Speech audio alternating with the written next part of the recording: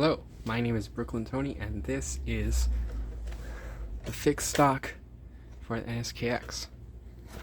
Now, I always thought that, well, the collapsible stock is going to look nice and be pretty cool, but ergonomically, not so much. Now, of course, the collapsible stock with it extended comes to the same length as this fixed stock, but your cheat weld where you rest your face to get a picture on your scope or iron sights, whatever you mount to the front rail, isn't going to be a nice solid thing. It's going to be two metal bars, which can be cold and are just generally uncomfortable. So why not make a fixed stock to help solve that issue? You also get a way better place to put against your shoulder. This stock pad is way better than the collapsible stock's stock pad, or recoil pad as this part is considered. It is narrower, taller, actually is not just flat, and has better serrations that actually grip onto your shoulder a lot better.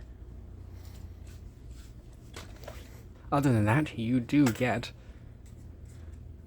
by taking out this thumb screw, because we already have aluminum bars here, we can slide the fixed stock off to show the insides, which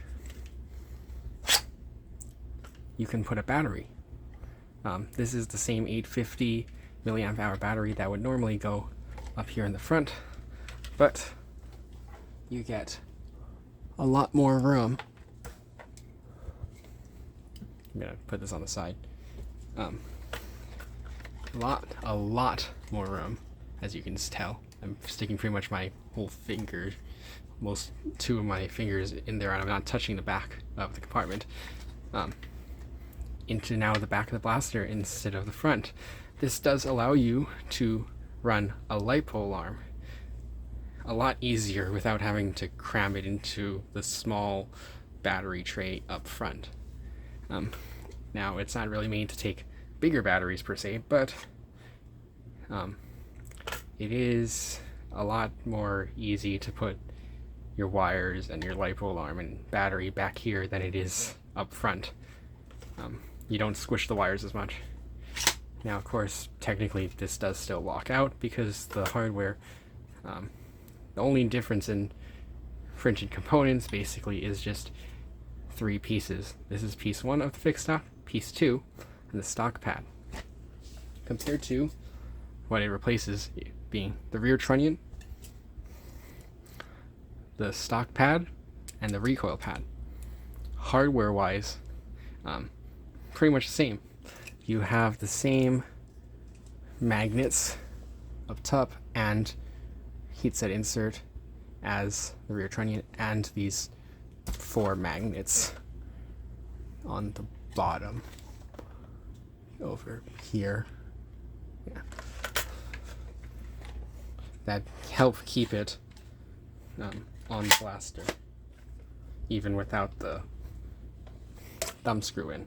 Although thumb screw is good assurance, but honestly I didn't think you needed much more, because who's pulling back on the stock with all your force? Most times you're pushed into your shoulder, not grab this and yank out. So of course that's all it's really held in with, but I mean, I can still hang the blaster off of that and it's not going anywhere, partially in part due to the stock bars being in the forward position, distributing most of any angular forces through the entire blaster. Yeah, but going on more about the hardware wise, same socket head cap screws and heat set inserts to hold it to the blaster as the normal stock pad. However, you replace, instead of having 4 M3 socket head cap screws and the associated heat set inserts, you just have 2 M4 socket head cap screws and their associated M4 heat set inserts. Printing wise, everything can be printed basically with no supports, and it's only 3 parts. I have this as piece 1 and piece 2 mostly because if you print your front receiver in a different color and you want this to match secondary color, you don't want this basically to end here and just be all, well, in my case, black. I wanted it to blend into the rest of the blaster. So this piece 2 just slides on to piece 1, and you can glue it in place if you want to basically complete the look. Technically, if it was just me, I would have made this all one piece because I have a Bamboo Labs printer, a P1S, with the automatic material system, I think that's what AMS stands for, which allows me to, of course, print in multiple colors or multiple filaments, but most of you don't yet have one. I highly recommend them. It has increased my ability to print stuff tenfold, but I digress. Just to keep the colors consistent, it's 2 parts. And yeah, everything else you need to know, including exact hardware, is in the Printables page description. So if you have any questions, you can reach out to me or just look at the Printables page. That's pretty much it. I'm Brooklyn Tony, and of course, again, this is the official fixed stock for the NSK-X.